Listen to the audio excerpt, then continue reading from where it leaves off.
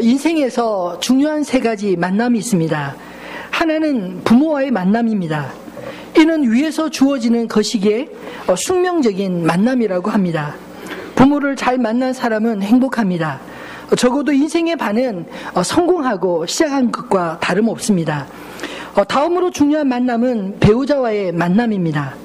이는 사람이 선택한 것이기에 선택적인 만남이라고 합니다.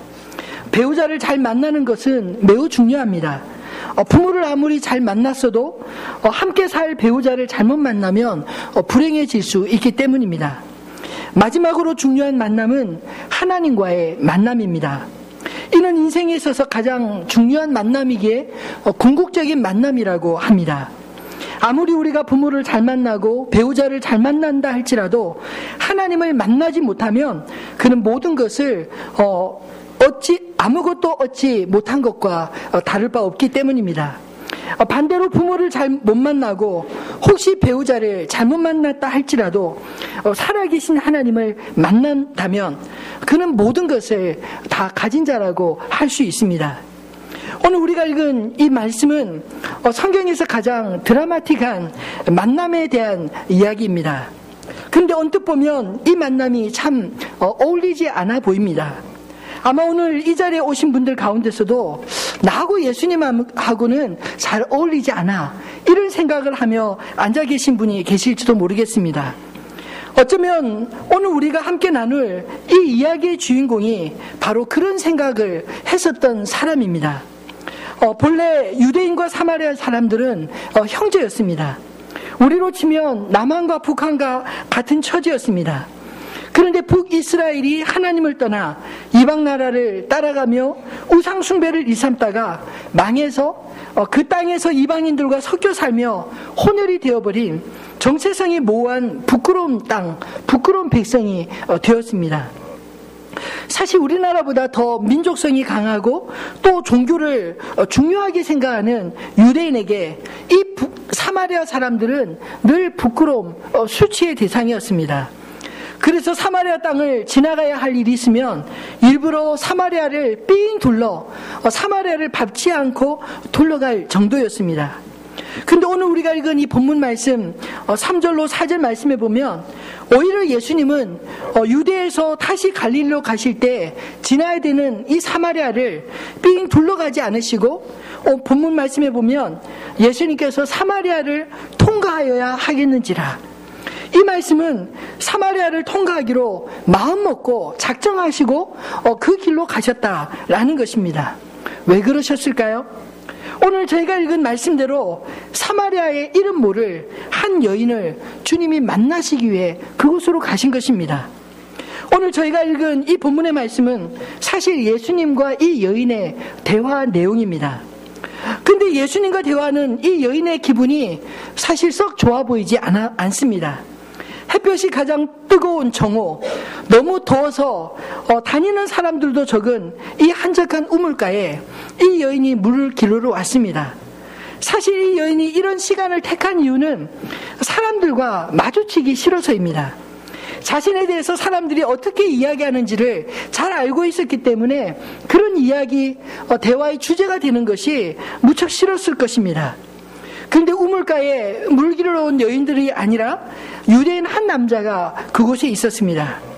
안 그래도 유대인들이 사마리아인들을 공공연하게 무시하는 것이 싫었는데 이 유대인 남자가 자기에게 물을 좀 달라 부탁합니다.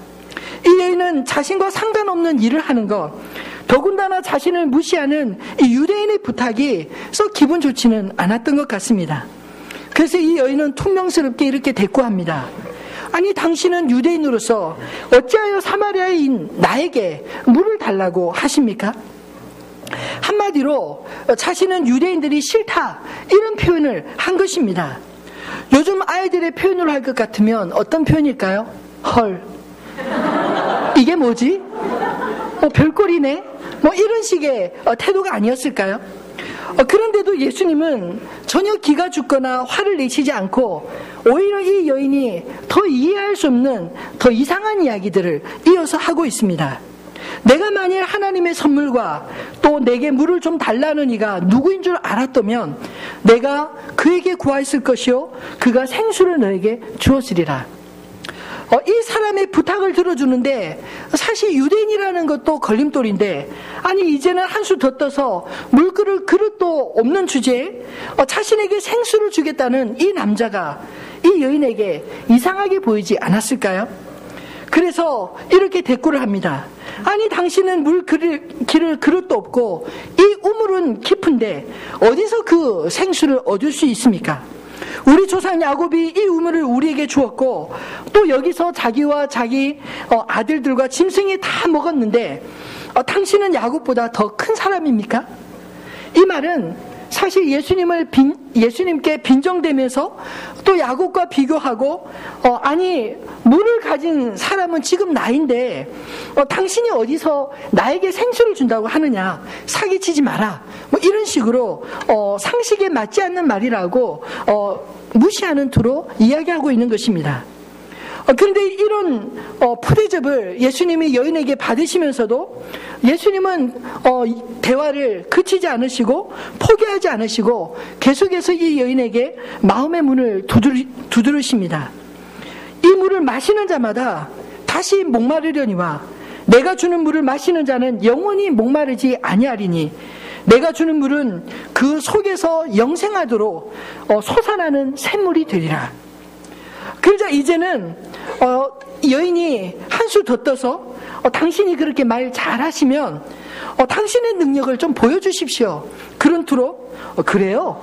그럼 그런 물을 나에게 주셔서 내가 더 이상 여기에 이 더운 날 물리러 오지 않도록 해주십시오. 이렇게 단도직입적으로 요구를 합니다. 표현은 참 고상하게 성경에서 주고받고 하는 말이지만 사실 아마도 그 시간에 우리가 그 자리에 있었다면 저러다가 한 듯이 뭐 날라오면 어떡하나 그런 뒤에 아주 그런 느낌이 들지 않았을까요? 그런데 뜻밖에도 예수라는 분은 이 여인의 가장 아픈 아킬레스건을 이제 건들고 있습니다. 가서 내 남편을 불러오라. 아니 나는 남편이 없습니다. 예수님은 이 여인이 그동안 6 남자와 살았지만 정작 자기 남편으로 불러올 사람은 하나도 없다는 사실을 잘 아셨던 것 같습니다. 예수님이 정확히 자신의 가정사, 숨기고 싶은 일들을 훤히 보며 이야기하니 그제서야 이 여인은 정신이 반짝 들었습니다. 주여, 내가 이제 보니 당신은 선지자이시군요. 우리 조상들은 이 산에서 예배하였는데 당신들 유대인들은 예배할 곳이 예루살렘에 있다 하더이다. 당신이 선지자인가 본데 그래도 당신의 믿음을 현실적으로 내가 받아들이기는 여러 가지 어려움이 있습니다. 즉 장소적인 어려움을 하소연하고 있는 것입니다. 예배하러 예루살렘에 갈 형편이 되지 않는다는 그런 하소연을 하고 있습니다. 그럼에도 불구하고 예수님은 이 여인에게 성경에서 예배에 대해 가장 위대한 선언을 오늘 이 여인에게 들려주었습니다. 우리 21절로 24절 말씀을 함께 읽어볼까요? 예수께서 이르시되 여자여 내 말을 믿으라. 이 산에서도 말고 예루살렘에서도 말고 너희가 아버지께 예배할 때가 이르리라.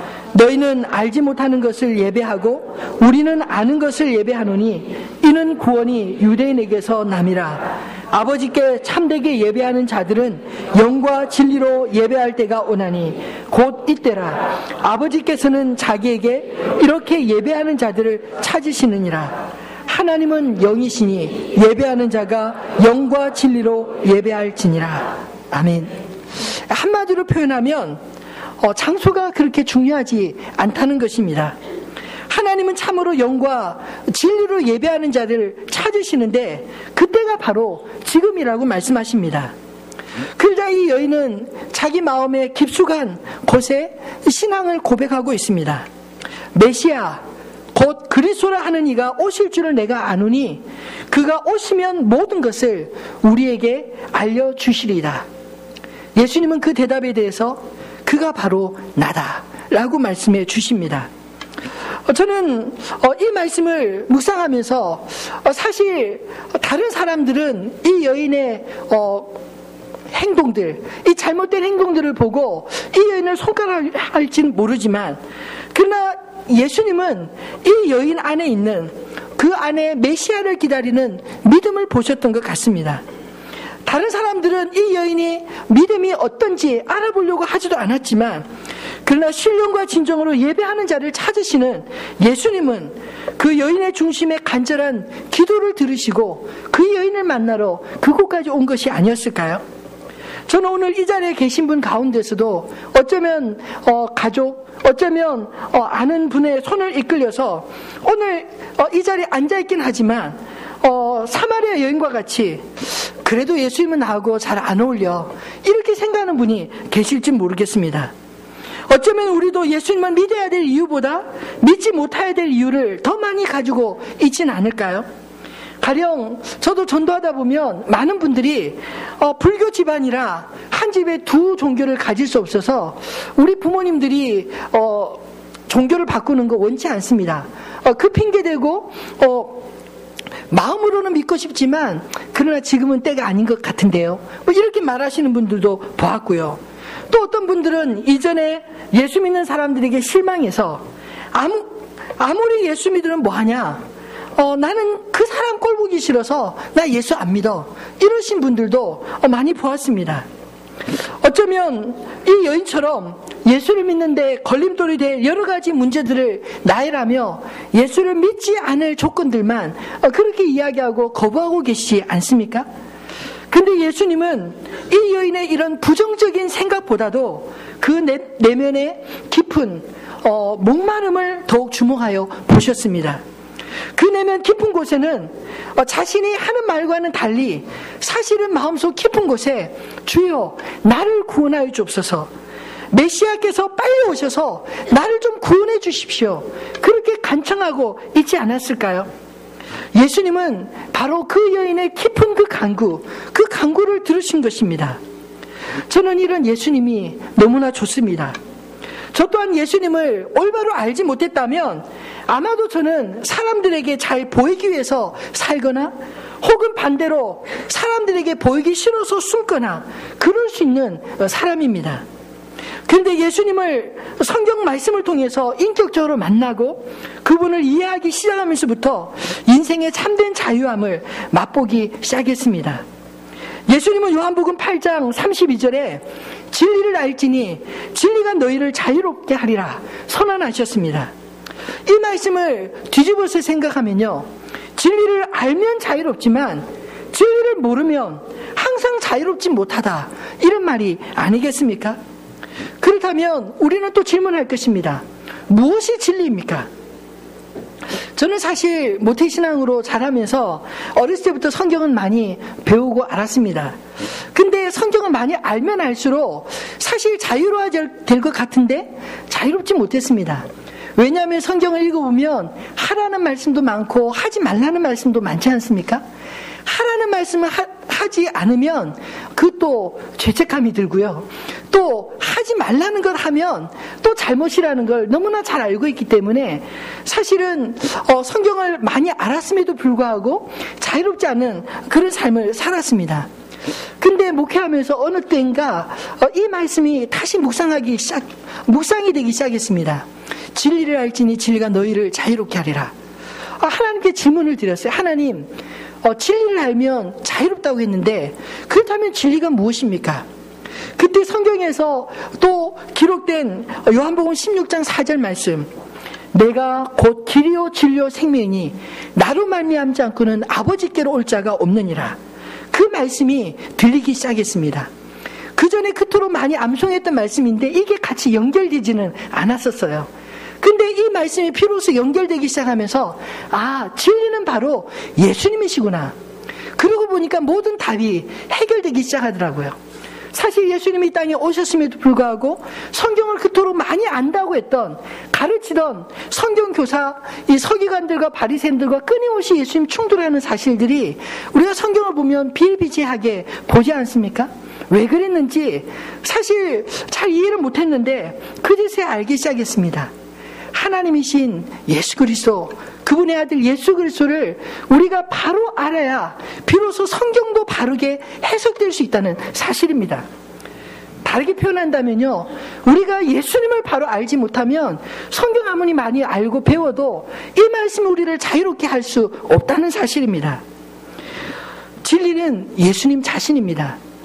저는 오늘 성경을 읽으면서도 참 마음이 감동이 된 것은, 사실 성경을 우리가 밋밋하게 읽으면 아무런 감동도 되지 않지만, 그러나 예수님이 이 여인에게 찾아가서 여인과 나누는 한마디의 대화들, 한마디를 가만히 묵상해 보면요, 처음 읽을 때는 웬 똥단지 같은 전혀 핀트가 맞지 않는 이야기를 하고 있을까? 이런 생각이 들 정도입니다. 도무지 이해가 되지 않는 이 말과 이 말이 무슨 상관이 있지? 하는 말을 하는 것 같은데, 사실은 그 속에 아주 예민하게 예수님께서 그 여인을 아시고 그 여인의 마음을 어루만지시면서 하나하나 행하고 있는 그 말씀을 읽게 되는 것입니다. 사랑하는 성도분, 또 탕자의 비유 어떻습니까? 탕자의 비유 어렸을 때부터 많이 들으신 분이 있을 거예요. 근데 그 말씀을 여러분의 눈으로 다시 한번 묵상해 보십시오. 저는 하나님이 그러신 분인 줄 몰랐어요. 그토록 오래 기다려 주시는 분이신지. 그리고 비록 실패하고 낙심해서 도무지 얼굴을 들고 오지 못하는 그 아들을 향해서 맨발로 뛰쳐나가 안아주시면서 입 맞추고 그를 위해서 잔치를 베푸는 그런 아버지인 줄을 미처 몰랐습니다. 근데 그 말씀을 묵상하면서도 너무나 감동이 되더라고요. 그리고 뻔히 알면서도 제자 베드로가 3번씩이나 부인하고 부인했을 것을 알면서도 발을 씻기는 그 예수님의 모습, 나중에 깊이 묵상해 보니까 그것이 너무나 은혜가 되더라고요.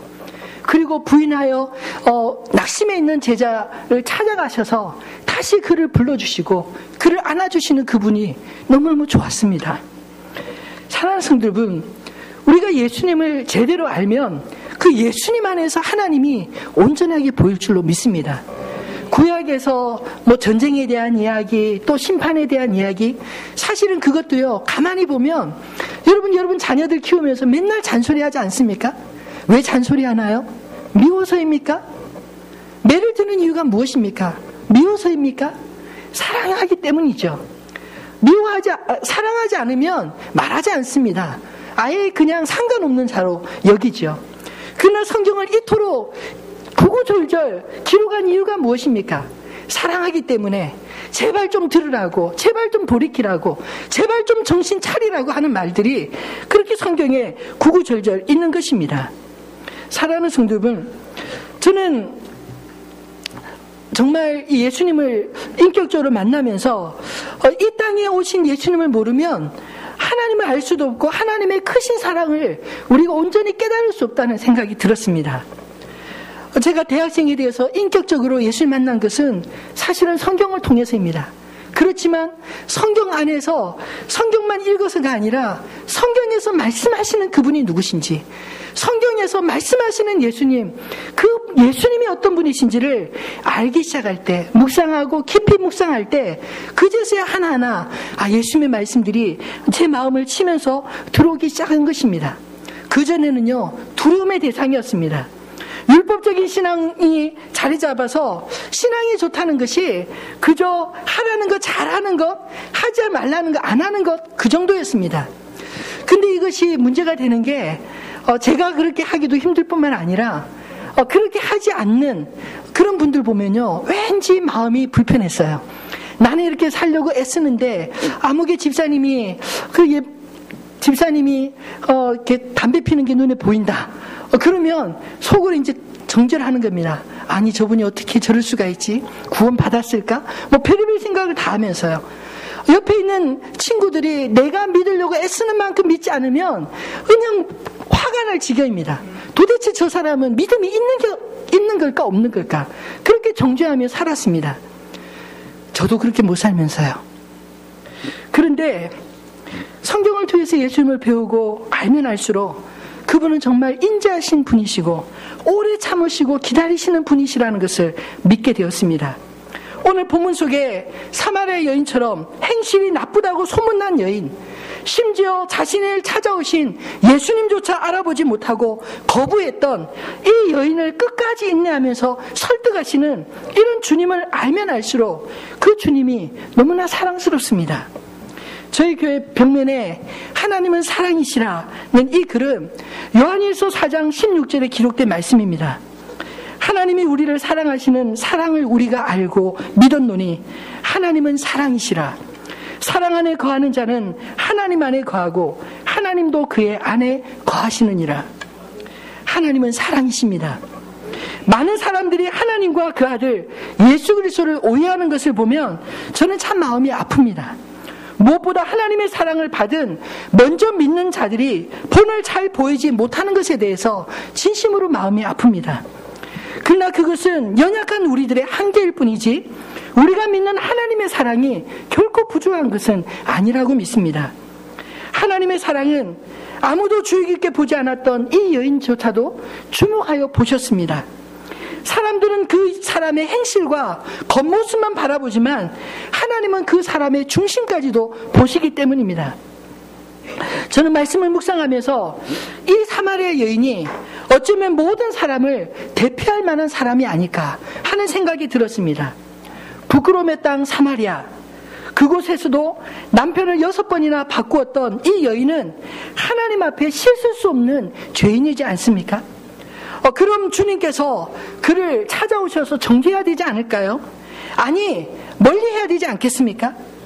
그런데도 불구하고 그런 죄악을 뻔히 아시는 주님이 친히 그 여인을 찾아오셨습니다. 그 여인 안에 있었던 인생의 깊은 목마름을 주님이 아셨기 때문입니다. 주의 친구도 그를 키우셨던 부모도 그 어느 누구도 그 내면의 깊은 목마름을 알지 못했습니다. 어쩌면 그녀는 자신의 목마름을 달래줄 그 무엇인가를 끊임없이 찾으며 살아왔는지도 모릅니다. 그 여인이 자신이 할 수 있는 가장 적극적인 방법으로 행복을 찾았던 것이 그 시대의 페미니스트의 그런 모습이 아니었을까요? 그 여인은 남편을 잘 만나면 행복할 줄 알았을 것입니다. 그런데 결혼했지만 남편을 통해서도 채워지지 않았습니다. 한 남자를 통해서 자신의 목마름을 받지 못한 이 여인은 또 다른 남자를 찾았습니다. 그런데 그에게서도 역시 자신의 목마름을 해결받지 못했습니다. 이렇게 남편 바꾸기를 6번이나 했는데 그녀에게 남은 것은 온갖 멸시와 모욕과 상처들 뿐이었습니다. 이 여인의 행동은 마치 현대판 막장 드라마 같지 않습니까? 그런데 사실 이 여인의 목마름은 그의 남편이 결코 채워줄 수 없는 것이었습니다. 그것은 하나님을 떠난 인간에게 남겨진 하나님의 빈자리, 하나님만이 채울 수 있는 빈자리였기 때문입니다. 오늘도 사람들은 오직 예수 그리스도만 채울 수 있는 그 빈자리를 돈이나 명예나 쾌락이나 심지어는 자식 사랑으로 채워보려고 애를 쓰지만 애를 쓰면 쓸수록 그 자리가 채워지지 않는 그 빈자리를 바라보며 삶의 의욕조차 잃어버리고 소망 없는 하루하루를 살아가고 있지 않습니까? 끝없는 인생의 목마름을 채우기 위해 분주하게 살아가는 이 시대의 외로운 사람들의 모습을 오늘 저는 이 사마리아 여인에게서 보았습니다. 그리고 그 여인이 예수님을 만나서 변화되는 모습, 자신을 멸시하던, 그래서 늘 피해 의식 속에 피해 살던 자기 동족에게 가서 예수를 전하는 그 모습을 보면서 저와 여러분이 그런 변화된 모습으로 살아가게 되기를 소원합니다. 이어령 박사님은 원래 무신론자의 한국에서도 대표적인 그런 석학이었습니다. 그런 그가 사랑하는 딸의 질병 앞에서 무기력한 자신을 바라보며 이런 고백을 남겼습니다. 암에 걸렸던 너의 아픔으로, 시력을 잃어가던 너의 어둠으로 나를 영성의 세계로 이끌어 주었다. 내가 애통하고 서러워할 때 내 머릿속의 지식은 검불에 지나지 않았고 내 손에 쥔 지폐는 가랑잎보다 못하다는 걸 알았다. 그는 그리고 비로소 예수님을 영접했습니다.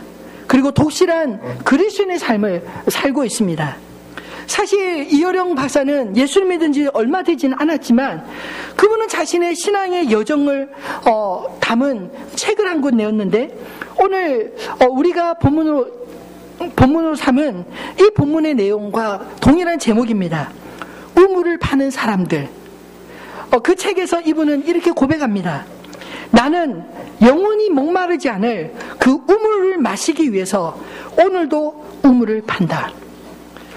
어른들이 한 우물을 파라고 했지만 나는 거꾸로 여기저기 새 우물을 파고 다녔다. 이곳을 파면 물이 나올까 하는 호기심과 궁금증이 바로 나의 갈증이었다. 정직하게 이렇게 고백하고 있습니다. 사랑하는 성도 여러분, 여러분의 삶 가운데서도 혹시 여기 파면 우물이 나오지 않을까, 저기 파면 우물이 나오지 않을까, 그런 마음으로 인생을 허비하고 계시지는 않습니까? 우리 인생이 예수 그리스도 안에서 솟아나는 샘물을 경험할 수 있게 되기를 주님의 이름으로 축원합니다. 생명이 생명을 낳습니다. 예수님이 이 땅에 친히 육신을 입고 오셔서 죄인된 인간을 찾아오시고 죄인된 인간에게 죄인의 오명을 뒤집어 쓰시고 십자가에 달려 죽으신 것은 자신의 생명으로 새로운 생명을 낳기 위해 생명을 잉태하는 상고의 순간이었습니다. 그래서 십자가는 우리의 영적인 태출과 같은 것입니다. 십자가를 바라볼 때 우리의 눈이 우리를 구원하신 하나님의 사랑을 보게 되는 것입니다. 프랑스의 천재 과학자요 철학자였던 파스칼은 이렇게 말을 했습니다. 자신을 선인이라 생각하기 때문에 때때로 죄를 범하는 사람이 있다. 그러나 자신을 악인이라 생각하기 때문에 마음의 문을 진정으로 열고 회개해서 하나님의 나라에 들어가는 사람도 있다. 스스로 자기 자신을 선인이라 생각하고 자기가 하는 일이 바르다고 생각하는 때일수록 더욱 깊게 반성해 보아야 한다. 여러분, 십자가 앞에서 우리의 죄악을 바라보며 안타까워할 때, 심령이 가난해질 때 비로소 우리에게 소망이 있게 될 줄로 믿습니다. 왜냐하면 회개와 용서가 임하는 그곳이 바로 하나님의 나라 천국이기 때문입니다.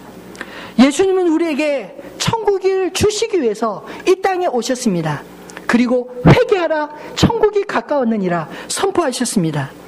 오늘 이 시간 우리가 예수님을 진심으로 영접하고 이 복음을 믿는 자마다 삶의 변화가 일어나고 그 인생에 천국이 임하게 되는 이 복된 은혜가 있기를, 오늘 이 시간 저와 여러분 안에 있어지기를 주님의 이름으로 축원합니다.